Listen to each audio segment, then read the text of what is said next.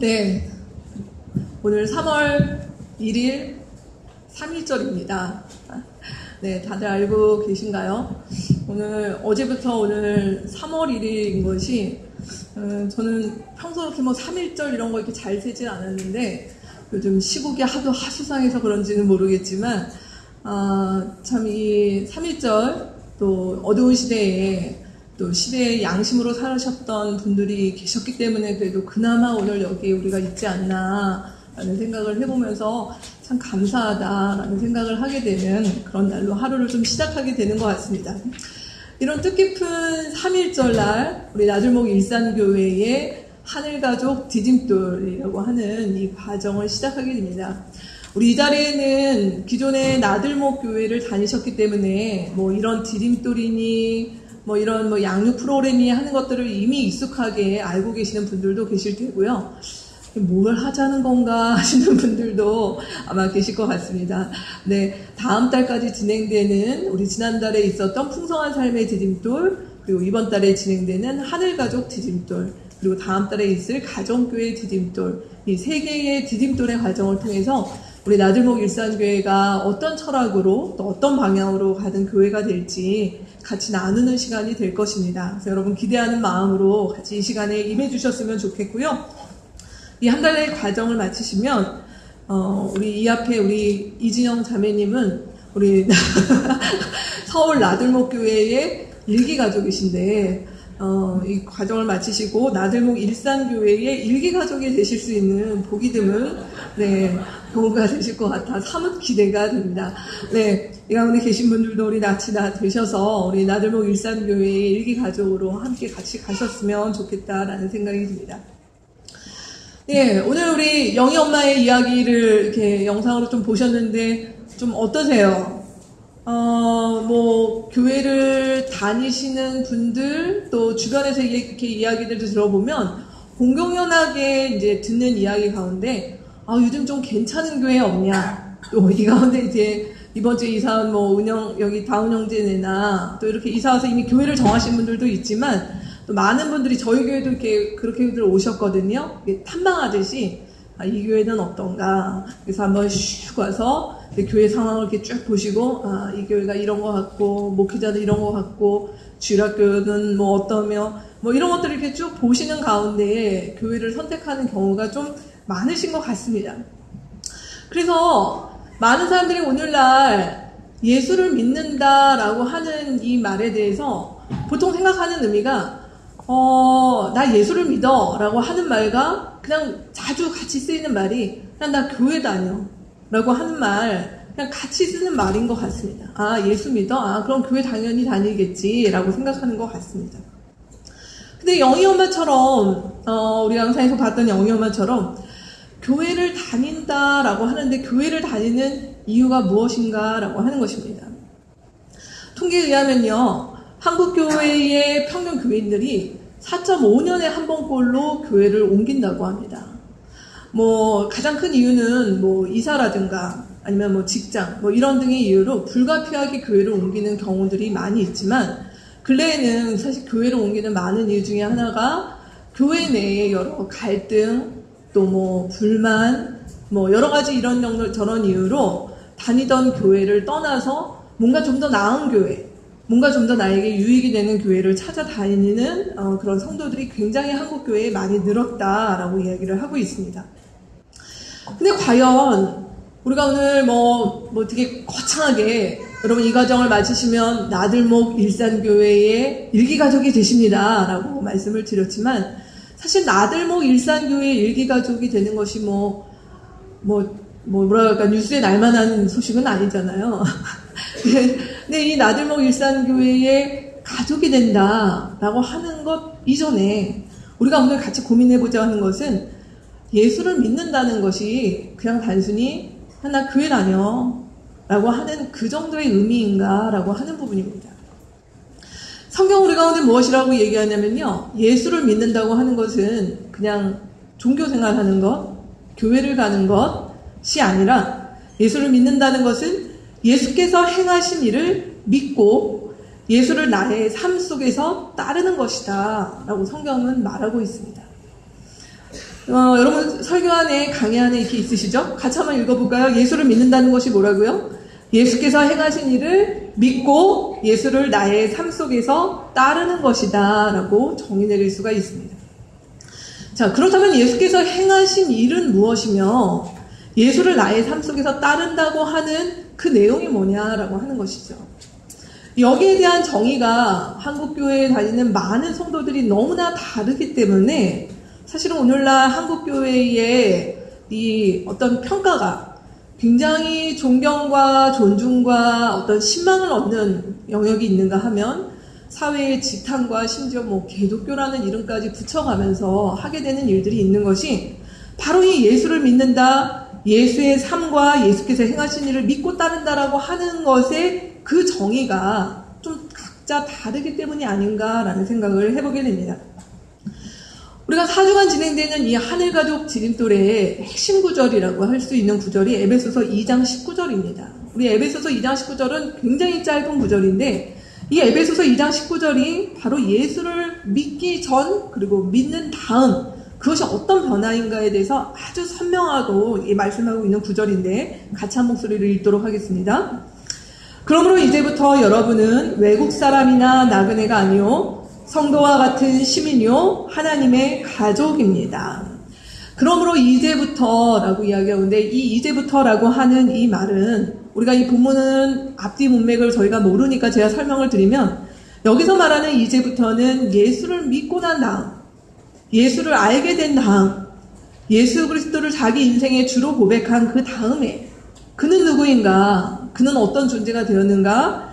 그는 예수 그리스도와 상관없는 외국 사람이나 나그네가 아니라 성도와 같은 시민이요 라고 먼저 말씀하였습니다. 이 에베소서라고 하는 성경이 기록되었을 때에는 로마라고 하는 그 로마 시대였습니다. 즉 로마 시대에 로마에 속한 로마의 시민이 된다는 것은 로마의 법과 로마의 보호를 받는다는 것이죠. 로마의 지배를 받는다는 것이죠. 여기서 성도와 같은 시민이요라고 하면은 그는 이제 누가 됐는가? 예수 그리스도가 다스리는 그의 나라에 예수 그리스도의 다스림을 받는 그 나라에 속한 시민이 되었다라고 얘기를 합니다. 그러면서 그를 무엇이라 부르냐? 하나님의 가족이다라고 얘기하는 것이죠. 교회를 처음 오시는 분들이 잘 알지도 못하는데 교회에 왔는데 사람들이 형제님, 자매님 이렇게 부르는 게 너무 이상하다고 하시는 분들을 저는 몇 번 들었던 적이 있습니다. 근데 오늘 왜 교회 내에서 형제님, 자매님 이런 말들이 가능하냐면 오늘 본문에 의하면 예수 그리스도 안에 들어온 자들이 하나님의 가족이 되었고 즉 하나님의 가족이 되었기 때문에 우리는 서로 누구냐? 어떤 인간적인 혈육의 피 한 방울 섞이진 않았지만 하나님 안의 가족으로 형제와 자매가 되었고 나라는 것입니다. 그래서 우리는 이를 불러서 우리 나들목교에서는 바로 하늘 가족이다. 우리가 땅의 혈연의 그런 가족은 아니지만 하나님 안에서 새로 맺게 된 하늘 가족이다라고 얘기를 하는 것입니다. 그래서 예수를 믿는다는 것은 교회를 다니는 것이 아니라 바로 예수 그리스도의 다스림을 받는 그분의 가족이 되는 것, 하늘 가족이 되는 것이다 라고 정의 내릴 수가 있습니다. 자, 그러면 하늘 가족이 되는 이 삶 우리가 어떻게 하면 더 잘 누릴 수 있을까? 오늘 우리 골로새서 1장 13절에서 23절 말씀 중심으로 같이 한번 보도록 하겠습니다. 골로새서 1장 13절에서 23절의 본문 저랑 여러분이 한 절씩 번갈아 가면서 읽도록 하겠습니다. 제가 13절 먼저 읽겠습니다. 아버지께서 우리를 암흑의 권세에서 건져내셔서 자기의 사랑하는 아들의 나라로 옮기셨습니다. 우리는 그 아들 안에서 구속, 죄사함을 받았습니다. 그 아들은 보이지 않는 하나님의 형상이시오 모든 피조물보다 먼저 나신 분이십니다. 만물이 그분 안에서 창조되었습니다. 하늘에 있는 것들과 땅에 있는 것들, 보이는 것들과 보이지 않는 것들, 왕권이나 주권이나 권력이나 권세나 할 것 없이 모든 것이 그분으로 말미암아 창조되었고 그분을 위하여 창조되었습니다. 그분은 만물보다 먼저 계시고 만물은 그분 안에서 존속합니다. 그분은 교회라는 몸의 머리이십니다. 그는 근원이시며 죽은 사람들 가운데서 제일 먼저 살아나신 분이십니다. 이는 그분이 만물 가운데서 으뜸이 되시기 위함입니다. 하나님께서는 그분의 안에 모든 충만함을 머무르게 하시기를 기뻐하시고 그분의 십자가의 피로 평화를 이루셔서 그분으로 말미암아 만물을 곧 땅에 있는 것들이나 하늘에 있는 것들이나 다 자기와 기꺼이 화해시키셨습니다. 전에 여러분은 악한 일로 하나님을 멀리 떠나 있었고 마음으로 하나님과 원수가 되어 있었습니다. 그러나 지금은 하나님께서 그리스도의 죽으심을 통하여 그분의 육신의 몸으로 여러분과 화해하셔서 여러분을 거룩하고 흠이 없고 책망할 것이 없는 사람으로 자기 앞에 내세우셨습니다. 같이 읽겠습니다. 그러므로 여러분은 믿음에 튼튼히 터를 잡아 굳건히 서 있어야 하며 여러분이 들은 복음의 소망에서 떠나지 말아야 합니다. 이 복음은 하늘 아래 있는 모든 피조물에게 전파되었으며 나 바울은 이 복음의 일꾼이 되었습니다. 아멘. 골로새서 1장 우리가 읽은 이 13절에서 23절 본문은 우리 안에 예수 그리스도를 통해서 이루어진 일이 얼마나 크고 위대한 일인지 그리고 그 변화가 우리 가운데 주는 의미가 무엇인지에 대해서 잘 설명하고 있는 아주 소중한 구절입니다. 오늘 말씀에 의하면 우리가 이 하늘 가족의 삶을 시작하기 위해서 한 5가지 정도 우리가 하나님 앞에서 이것들을 좀 고민하면서 봐야 될 지점이 있다라고 말씀하고 있습니다. 그 첫 번째는 바로 무엇이냐면 세상과 나에 대한 진실한 깨달음이 있어야 한다라고 오늘 말씀은 말씀하고 있습니다. 오늘 우리가 읽은 말씀 13절에 처음에 보시면 우리 13절 말씀의 초반에 보면 아버지께서 우리를 어디서 건져내셨다고요? 암흑의 권세에서 건져내셨다라고 이야기합니다. 성경은 무엇이라고 정의를 내리고 있냐면 우리가 원래 어디에 거주하고 있었는가? 우리가 있는 곳이 어디였는가? 바로 그것은 암흑이 지배하는, 암흑이 다스리는 그곳이었다. 암흑이 권세를 가지고 있는 그곳 가운데 우리가 있었다라고 이야기하고 있습니다. 사실 암흑이 다스린다. 어쩌면 우리 가운데 이 자리에 계신 분들은 그걸 굉장히 예민하고 심각하게 느끼시는 오늘도 분들도 계실 것입니다. 워낙 이번 주, 우리 지난 한 주만 저도 말씀을 준비하면서 지난 한 주 우리 가운데 무슨 일들이 있었나 하고 이렇게 보니까 사실 끔찍한 뉴스들이 참 많이 있었어요. 뭐 총기 사고도 있었죠. 또 자폐아를 가진 어머니가 아이를 데리고 뛰어내리는 그런 사건도 있었어요. 어제도 서울역에서 또 큰 집회가 있었고요. 우리 사회 안팎으로 이렇게 시끄러운 일들이 있을 때 어떤 분들은 사실 뭐 귀를 닫고 살기도 하고 둔감하기도 하지만 또 어떤 분들은 정말 이런 세상에서 나와 우리 가족이 도대체 어떻게 살아야 되는가 하는 그런 두려움과 공포를 느끼시는 분들도 사실은 있습니다. 근데 이것에 대해서 성경은 이것이 과거에는 없었고 앞으로 시간이 지나고 인류가 발전하면 더 좋아질 거라고 얘기를 하는 것이 아니라 성경은 무엇이라고 얘기하냐면 인류가 창세기 처음부터 이야기하는 것이 하나님과 멀어진 이유로 이 세상을 다스리고 있는 것은 바로 암흑의 권세다라고 이야기하는 것입니다. 뭐 굳이 역사를 이야기하지 않아도 언제 정말 평화로운 시기가 분전하게 있었던 때가 있었겠습니까? 그래서 뉴스를 보는 것이 너무 괴롭고 힘들다 말씀하시는 분들 정말 종종 뵙게 되는 것 같습니다. 우리가 사는 세상이 그렇습니다. 근데 우리가 사는 그 암흑의 권세가 다스리는 세상 속에서 그러면 우리 자신은 어떠한가? 오늘 성경 말씀 21절에 보시면 21절 말씀 우리 한 번 더 같이 한번 읽어볼까요? 전에 여러분은 악한 일로 하나님을 멀리 떠나 있었고 마음으로 하나님과 원수가 되어 있었습니다. 전에 우리는 암흑이 다스리는 세상 속에서 우리는 어떠한 존재였는가? 악한 일을 행하는 존재였다라고 성경은 진단합니다. 우리 지난달 풍성한 삶의 디딤돌을 통해서 사실 성경이 우리 가운데 죄인이다라고 말하는 것에 그 정의가 좀 다르다라고 하는 것들을 들으셨을 것입니다.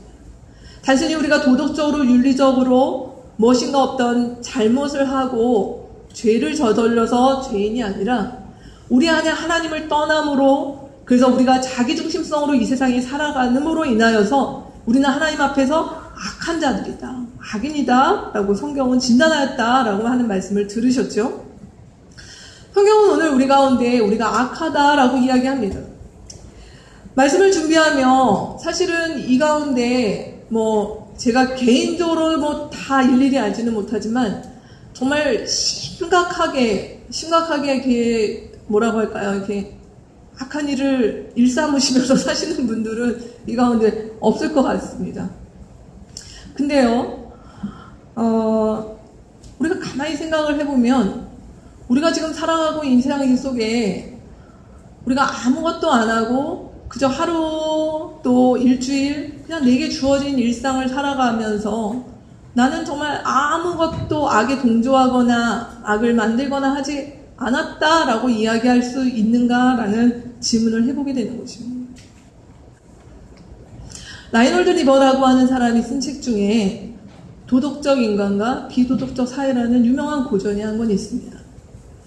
그 책이 이야기하는 것은 무엇이냐면 한 사람의 개인이 도덕적이 되고 한 사람의 개인이 의롭게 살려고 하는 것이 있다 하더라도 우리가 살아가는 세상은 그물망처럼 서로 다 연결되어서 우리가 먹고 쓰고 하는 의식주를 누리는 것만으로도 어떤 이들에게는 그것으로 인하여서 고통을 주거나 어떤 이들의 삶을 파괴하거나 하는 일들을 우리가 아주 소극적이지만 그런 악이 그런 잘못이 자행되는데 우리가 동조하고 있지 않는가라고 하는 것입니다.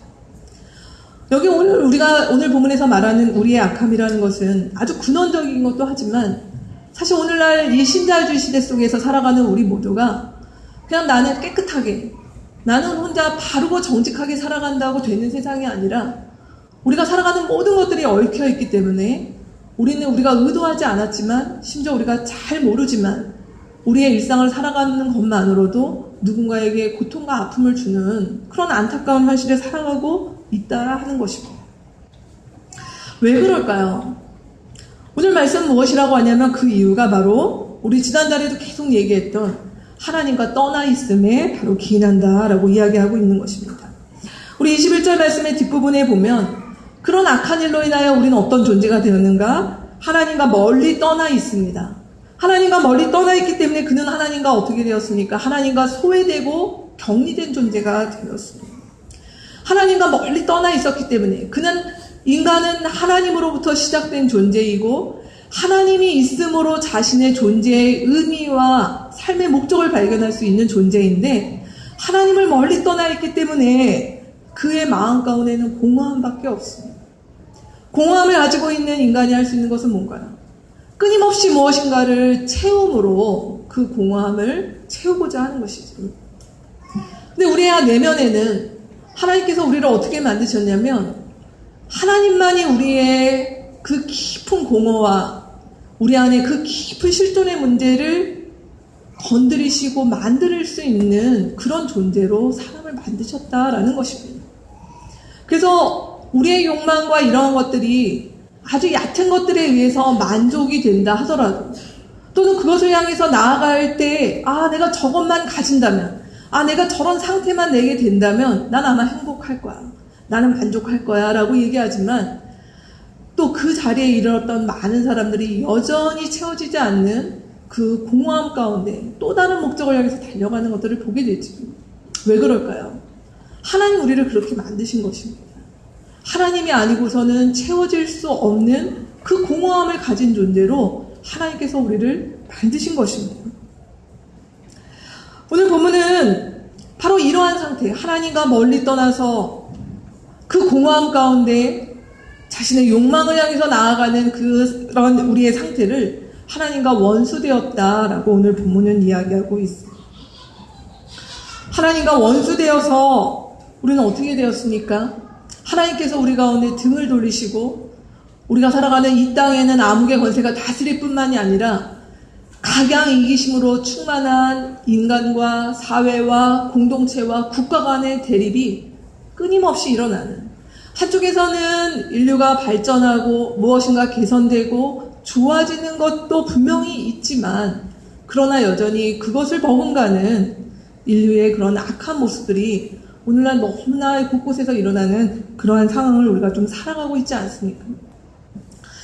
우리가 하늘 가족이 되는 첫 번째 길은 예수를 믿기 위해서 우리가 첫 번째 가져야 되는 우리의 고민은 바로 무엇이냐면 세상과 나 자신, 세상과 인간에 대한 진실한 깨달음입니다.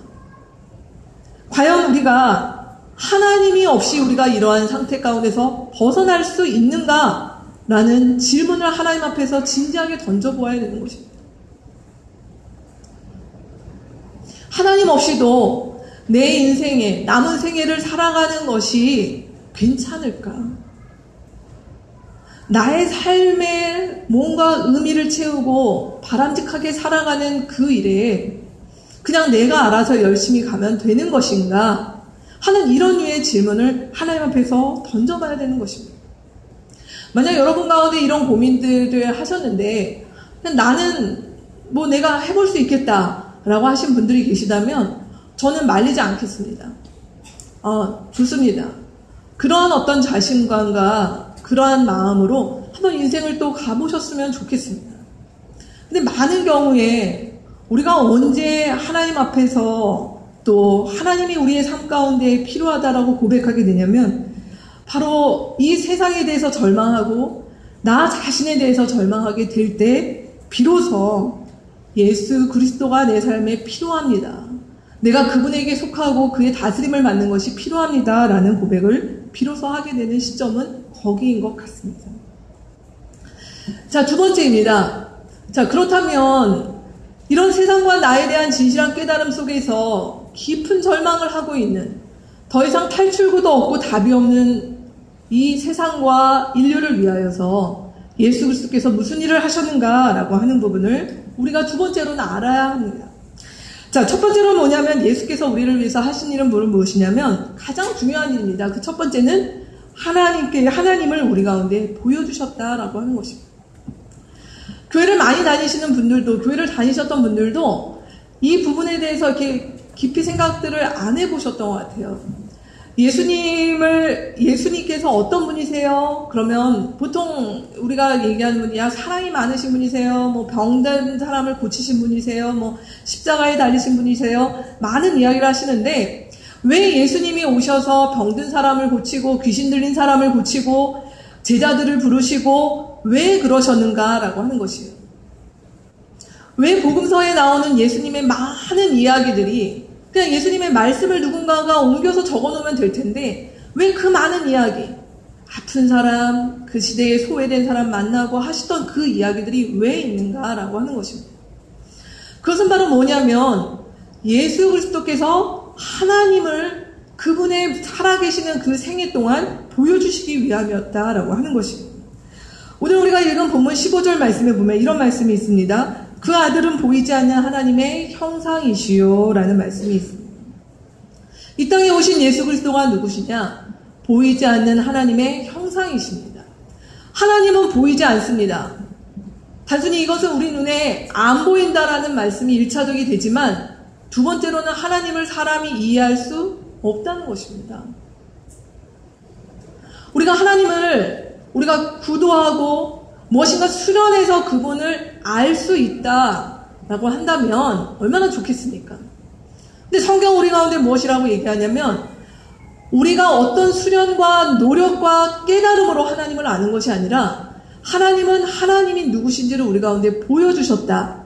바로 계시하셨다라고 이야기하고 있습니다.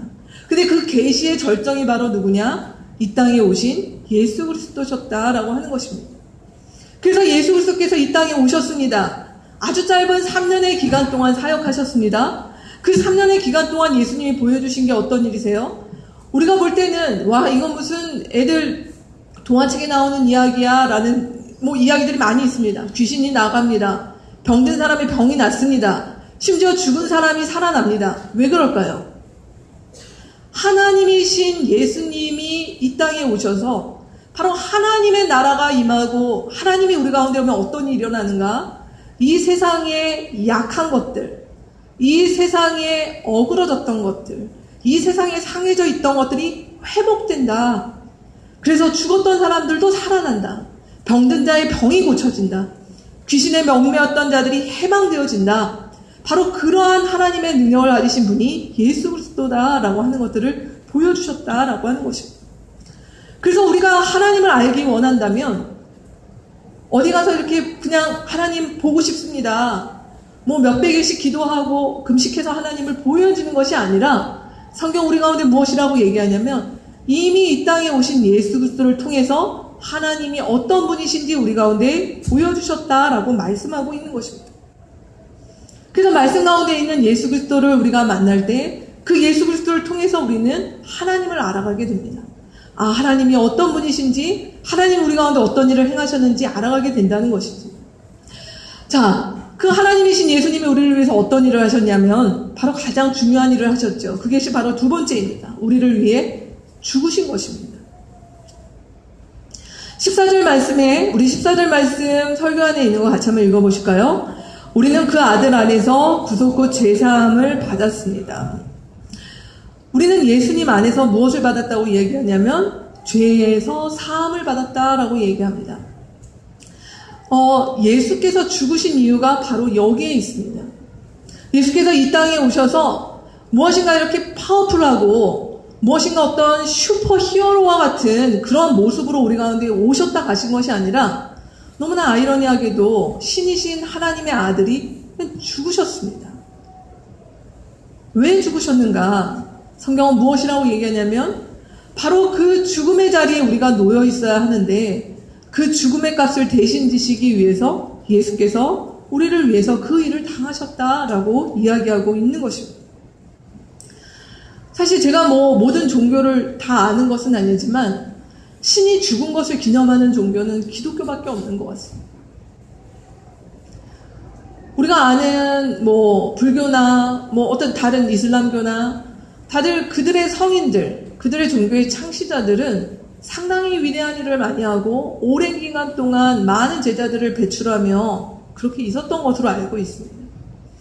근데 예수께서 이 땅에 오셔서 하신 것은 아주 짧은 기간 동안 어떻게 보면 무엇인가 그 기간에 저수를 하시거나 아카데미를 만드셔서 제자를 양성하시거나 하신 것이 아니라 굳이 그 일들을 하셨어야 되는가 하는 일들을 하시는 가운데 그냥 마지막은 십자가의 죽음으로 끝나셨다라는 것이죠. 예수 그리스도를 믿기 시작하면 이전에는 예수 그리스도가 왜 죽었는가가 이해가 안 됐다면 이제 그리스도를 알아가고 믿기 시작하는 사람들한테 알기 시작하는 것은 예수 그리스도가 우리를 위해 죽으신 것이 바로 하나님의 사랑이구나라고 하는 것들을 깨닫기 시작한다라고 하는 것입니다. 그리고 세 번째로는 이 예수 그리스도의 죽음으로 어떤 일이 일어나는가? 바로 하나님과 우리 사이를 화해시키는 일을 예수께서 하셨다라고 하는 것을 알게 됩니다. 우리 아까 처음에 나눴던 것처럼 하나님과 우리는 원수 사이였습니다. 하나님과 우리 사이는 같이 있을 수 없는 존재였습니다. 근데 성경은 무엇이라고 얘기하냐면 예수 그리스도의 죽으심으로 말미암아 우리를 하나님과 화해시키셨다라고 얘기합니다. 그러면서 감히 무엇이라고 성경은 이야기하냐면 우리를 의인 삼으셨다라고 이야기합니다. 오늘 22절 말씀 설교 안에 있는 말씀 같이 한번 읽어보실까요? 그분의 육신의 몸으로 여러분과 화해하셔서 여러분을 거룩하고 흠이 없고 책망할 것이 없는 사람으로 자기 앞에 내세우셨습니다. 하나님이 우리를 화해시키셔서 우리한테 어떤 존재로 하셨냐면 거룩하고 흠이 없고 책망할 것이 없는 사람으로 자기 앞에 내세우셨습니다. 여러분 이 본문에 한번 주목해 보십시오. 성경은 우리 가운데 무엇이라고 얘기하냐면 거룩하고 흠이 없고 책망할 것이 없는 사람이 돼야 한다라고 이야기하지 않는다는 거예요. 만약 우리가 교회를 다니고 신앙생활을 하는데 우리가 예수를 믿는데 예수께서 끊임없이 우리에게 너가 나를 따라오려거든, 너가 소위 구원을 받으려거든 흠이 없어야 된다, 책망할 것이 없어야 된다, 완전해야 된다. 저를 포함해서 우리 가운데 아무도 그렇게 될 수 있는 사람이 없습니다. 근데 성경은 우리 가운데 무엇이라고 얘기하냐면 예수께서 우리 가운데 오셔서 하신 일은 우리로 하여금 어떤 행위를 함으로 우리가 그분에게 이르는 것이 아니라 사실 우리는 한 것이 아무것도 없는데 예수 그리스도의 죽으심으로 말미암아 하는 그 죽으심을 우리가 믿고 따라가는 자들에게 우리를 향하여서 하나님께서 이제는 너가 과거에 매였던 그 어둠의 권세에 매였던 죄인의 신분이 아니라 하나님 앞에 감히 설 수 있고 그분과 바른 관계에 들어갈 수 있는 의인이 되었다라고 우리를 그렇게 여겨주셨다라고 오늘 본문은 이야기하고 있는 것입니다. 그래서 예수 그리스도께서 우리 가운데 하신 일, 우리를 받아주심의 과정, 그 속에서는 우리가 무엇을 해야, 어떤 조건이 맞아야, 어떤 선한 행실을 해야 하는 것이 먼저 전제되지 않는다는 것입니다. 그리고 마지막으로 예수 그리스도께서 이 일을 통해서 하나님과 인류를 화해시키는 일뿐만 아니라 오늘 20절 말씀에 보면 무엇이라고 얘기하냐면 이 피조물의 모든 만물을 그분 안에서 화해시키는 일들을 하고 계시다라고 이야기합니다. 20절 말씀 같이 한번 또 읽어볼까요? 그분의 십자가의 피로 평화를 이루셔서 그분으로 말미암아 만물을 그 땅에 있는 것들이나 하늘에 있는 것들이나 다 자기와 기꺼이 화해시키셨습니다. 예수 그리스도의 십자가의 피로 평화를 이루는데 이 평화는 예수 믿는 사람에게만의 평화가 아니라는 것입니다. 예수 그리스도께서 만드시는 그 평화는 어디로 흘러가냐? 만물로 흘러갑니다. 만물이 어디입니까? 우리가 살고 있고 우리가 생활하는 삶의 모든 영역입니다. 어둠의 권세가 우리의 정치, 사회, 문화, 환경 모든 부분 가운데 다스리고 지배하고 있는 이 땅 가운데 예수께서 오셔서 우리를 그곳 가운데 평화의 사람으로, 그 화해의 사람들로 우리를 세워가기를 원하십니다.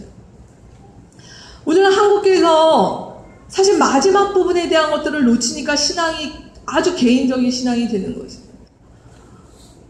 제가 어제 가정교회 모임 때도 몇몇 형제들의 나눔 가운데서 제가 들었던 느낌은 우리가 다 이 가운데 계신 많은 분들이 이미 직장 생활을 하시거나 어떤 조직 생활을 해보셨을 것입니다.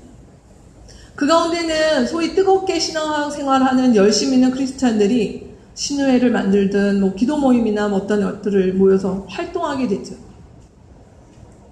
그렇게 모여서 같이 예배하고 찬양하고 산의 복음화를 위해서 애씁니다. 근데 그 회사 내에, 그 조직 내에 있는 비정규직의 문제, 청소 노동자의 문제, 그 다음에 어떤 비리와 이런 문제에 대해서 그 신우회는, 그 기독인들의 모임은 어떤 제 역할과 목소리를 하지 않습니다. 왜냐면 그건 신앙의 영역이라고 생각을 안 하는 것이죠. 신앙이란 무엇이냐? 예수 믿는 사람들은 모이면 무조건 기도하고, 무조건 찬양하고, 무조건 말씀 읽고, 무조건 성도사 보내고, 이것이 기독인의 역할로 한정지어져 있다는 것입니다. 근데 오늘 성경 우리 가운데 뭐라고 얘기하냐면 예수 그리스도께서 오셔서 그 귀하신 하나님의 아들이 우리를 위해서 죽으셨는데 그저 우리 개인이 천국 가는 그 일을 위해서 예수께서 죽으신 것이 아니라 이 지금 문제 많고 깨어진 세상, 이 우주 전체, 세상 전체가 아니라 당장 내가 살고 있고 내가 일하고 있는 나의 직장, 나의 일터, 나의 영역, 한국 사회, 이 모든 부분에서 이 그리스도의 사람으로 변화된 사람들이 있는 곳에 그들이 들어가서 그곳에서 무엇을 해야 되는가? 그곳을 회복시키는 일, 그곳에 평화를 만드는 일, 그곳에 갈등과 분열과 어두움의 기운을 몰아내는 그 일들을 하라. 주님께서 그 일을 부르셨고 그 일을 위해서 예수께서 죽으셨다라고 하는 것입니다. 이게 예수 그리스도께서 우리를 위해서 행하신 일입니다. 자, 예수께서 행하신 일, 오늘 좀 메시지가 딱딱하니까 이렇게 다들 있으신데요. 내용이 좀 그렇습니다. 오늘 예수께서 행하신 일을 네 가지로 우리가 같이 보았습니다. 예수 그리스도께서 하나님이 누구신지 우리 가운데 보여주셨다. 그 하나님이 누구신지 우리 가운데 보여주신 거의 절정이 무엇입니까? 그분이 죽으신 것입니다. 그리고 죽으셔서 우리를 어떻게 만드셨습니까? 하나님과 화해해서 하나님 앞에 우리가 의로운 행실 때문에 의인이 아니라 예수 그리스도 때문에 하나님과의 바른 관계에 들어갈 수 있는 의인으로 삼으셨다. 그리고 그 의인으로 삼으신 것이 나의 개인적인 신앙에 머무르는 것이 아니라 내가 살고 있는 이 땅과 세상과 역사와 우리 사회와 환경의 모든 부분에까지 그 평화와 화해의 사도로 일하도록 주님께서 우리를 부르셨다라고 하는 것입니다. 근데 우리가 오늘 읽은 이 본문의 중요한 그것은 무엇이냐? 다 여기에 나오는 것이 단수가 없다는 것입니다. 너는, 그리스도 안에 있는 너는 이렇게 표현하지 않고 우리는, 교회는, 여러분은 다 복수라고 하는 것입니다. 즉 이 일은 나만에 갇혀 있는 것이 아니라, 신앙은 개인적인 것이 아니라 하늘 가족, 공동체, 같이 더불어 그리스도의 몸을 세우는 자들이 함께 만들어가야 된다라고 하는 아주 중요한 메시지가 담겨져 있는 것입니다. 자, 그렇다면 이제 마지막입니다. 이렇게 해서 예수께서 우리 가운데 행하신 일들을 우리가 받아들인 사람은 어떻게 해야 되는가라고 하는 부분입니다. 오늘 우리가 읽었던 본문 23절 말씀에 그러므로라고 하는 말씀이 있는데요. 이 그러므로라고 하는 말은 원래 원어에는 만약에 라고 하는 단어입니다. 사실은. 그러므로가 아니라 그렇다면 if절입니다. 조건입니다. 자, 그러면 어떻게 읽게 되냐면 이 조건절의 결과가 오늘 말씀이 약간 뒤집어져 있는데 23절이 조건절이고 22절이 결과입니다. 그러면 어떻게 읽게 되냐면 본문을 한번 잘 보십시오. 제가 23절부터 읽고 22절 넘어가겠습니다. 여러분이 믿음에 튼튼히 터를 잡아 굳건히 서 있다면, 여러분이 들은 복음의 소망에서 떠나지 않는다면 이 복음은 하늘 아래에 있는 모든 피조물에게 전파되어 나 바울은 이 복음의 일꾼이 되었습니다. 이런 조건이 된다면 무엇이 되는가? 22절의 말씀이 바로 우리의 것이 된다는 것이에요. 22절 말씀은 무엇입니까? 아까 나눴던 것. 그리스도께서 우리를 위하여 행하신 일이 바로 나의 사건, 우리의 사건이 된다는 것입니다. 이해되시나요? 이해되십니까? 네. 자, 그렇다면 예수를 따르는 자의 두 가지 조건이 무엇입니까? 예수께서 행하신 이런 일들이 있는데 그 일들을 우리가 쟁취하지 않으면 그것은 우리의 것이 아니죠. 그렇기 때문에 예수를 따르는 자의 첫 번째 조건은 무엇이냐면 예수께서 하신 일을 믿는 것입니다. 우리 23절 초반에 무엇이라고 있습니까? 그러므로 여러분은 믿음에 튼튼히 터를 잡아 어떻게 해야 된다고요? 굳건히 서 있어야 한다라고 해요. 예수께서 하신 일을 믿어야 합니다. 예수께서 우리 가운데 하신 일, 예수께서 2000년 전에 이 땅에 오셔서 이 세상과 인류를 위하여 하신 그 일들을 믿으라고 하는 것입니다. 이 믿는다라고 하는 말은요, 자, 이런 예를 한번 들어볼까요? 저희 남편 유영성 목사를 저는 믿었습니다. 어감이 이상하시죠? 이게 뭔가 뒤에, 그쵸? 믿었습니다. 이 뒤에 말은 뭐예요? 그러나 지금은 배신을, 이런 얘기가 뭔가 숨겨져 있을 것 같은 뉘앙스잖아요. 근데 저는 저희 남편 유영성 목사를 믿습니다. 라고 하는 얘기는 그냥 그것이 지금 이 순간 일어났던 것이 아니라 과거 어느 순간 그 믿음이 있었는데 지금까지 그 신뢰가 이어져 오고 있습니다. 라고 하는 표현이죠. 기독교 신앙의 믿음은 믿었다가 아니라 믿는다입니다. 내가 과거에 나 모태신앙이었어. 나 예전에 어렸을 때 교회에서 이런 거 했어. 그거 중요하지 않습니다. 우리 집안이 몇 대째야. 우리 가정 안에 목사가 몇 명이야. 이런 얘기들 중요하지 않습니다. 기독교 신앙은 내가 지금 예수 그리스도를 믿는가라고 하는 것입니다. 그 믿음은 현재 진행형입니다. 그 예수께서 하신 일을 여전히 나의 인생이 세월이 더 지나갈수록 우리는 그 가운데서 분명히 기복이 있긴 하지만 그래도 나는 그 예수 그리스도를 믿고 있습니다. 예수 그리스도를 믿습니다. 라고 하는 것이 첫 번째 조건입니다. 두 번째는 그런 예수께서 하신 일들을 믿는 자들은 자연스럽게 생기는 것이 뭐냐면 예수께서 장래에 하실 일을 소망하게 됩니다. 성경이 말하고 있는 메시지가 무엇입니까? 성경의 처음 책이 창세기, 마지막 책이 요한계시록이라는 성경입니다. 창세기에서 보여주고 있는 메시지 무엇이냐면 하나님께서 아름답게 만드신 세상이 인간의 죄로 말미암아 파괴되었다. 그리고 창세기와 요한계시록 사이에 어떤 이야기가 있습니까? 그래서 이 세상이 얼마나 고통스러웠고 그 고통스러운 세상을 해결하기 위해서 예수께서 오셨다. 그리고 요한계시록에서 보여주는 것은 무엇이냐? 그 예수께서 행하신 일들이 마침내 온전하게 회복될 그날이 있다라고 하는 것입니다. 그래서 예수를 믿기 시작한 사람들 안에 생기기 시작하는 것은 뭐냐면, 내가 살아가는 이 땅, 내가 이 고통 많은 이 세상 속에 너무나 참담함을 느낄 때가 있지만, 거기서 그저 우리가 좌절하고 힘들어하고 외면하고만 있는 것이 아니라, 우리는 그곳에서 쉽지 않지만 장래에 주께서 이 모든 것들을 회복시킬 것들의 소망을 가지고 오늘을 살아갈 수 있는 힘을 얻게 된다라고 하는 것입니다. 그 두 가지입니다. 과거에 주님께서 하신 일들을 믿고, 그리고 장래에 주께서 오셔서 이 모든 일들을 회복하실 것들에 대해서 소망을 갖는 것. 이 두 가지를 하는 사람은 마지막으로, 그렇다면 오늘은 어떻게 살아가게 되는가? 예수께서 하고 계신 일을 사랑하게 됩니다. 오늘 바울 사도가 우리 23절 맨 마지막 구절에 보면 무엇이라고 얘기하고 있습니까? 이 복음을 모든 피조물에게 전파되었으며, 지금도 전파되고 있으며, 1세기 때뿐만이 아니라 2000년이 훨씬 지난 지금까지 전파되고 있으며, 바울은 뭐라고 스스로를 얘기하냐면, 내가 복음의 일꾼이다라고 얘기합니다. 복음의 일꾼 이러면 확 부담이 되죠. 선교사를 하란 말인가? 목사를 하란 말인가? 복음의 일꾼은 그 이야기가 아닙니다. 우리가 지금까지 배웠던 복음은 무엇입니까? 단순히 어떤 사람을 붙잡고 예수 믿으세요, 안 믿으면 지옥 갑니다 하는 그 메시지가 아니라, 예수께서 우리 가운데 오셔서 이 세상과 나를 회복시켜 주셨던 그 일에 대해서 내가 나의 직장에서, 나의 가정에서, 내가 사랑하는 사람들 간의 관계 속에서 그것이 어떤 복음의 메시지로 전하든 평화의 사도의 역할로의 일을 감당하든 그 일들을 감당하는 것이 바로 예수께서 하신 일을 사랑하고, 그것이 바로 복음의 일꾼으로 살아가는 그 일이 되는 것입니다.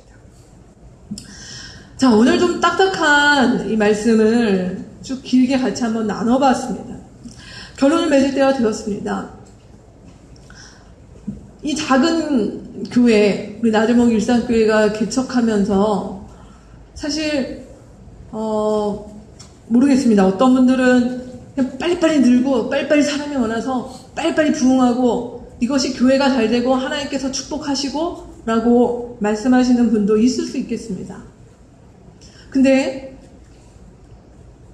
저희는 오늘 이 교회를 시작하며 하나님 앞에 고민하고 싶은 것은, 우리가 그냥 열심히 가는 것, 무작정 열심히 뛰는 것, 무작정 어떻게든 가보면 뭐로 가도 서울만 가면 되지 라는 심정으로 신앙생활 하는 것, 그거 아니다 라고 성경은 이야기하고 있다는 것입니다.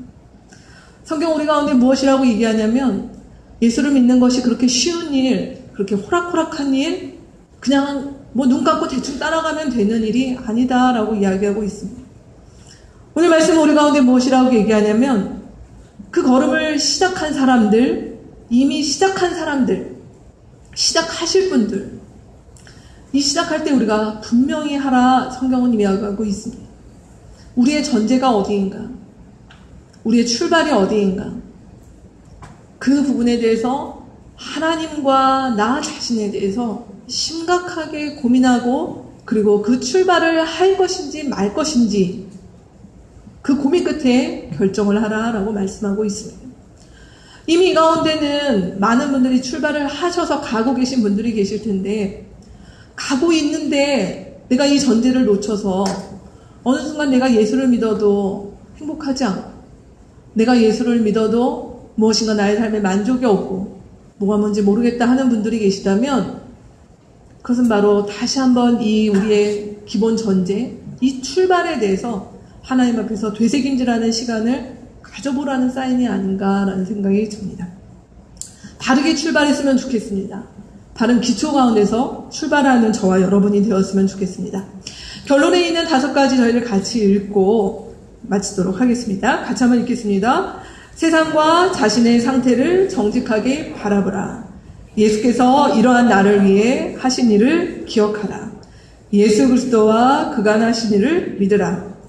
예수께서 하신 일을 소망하라. 예수께서 하고 계신 일을 사랑하라. 같이 기도하도록 하겠습니다.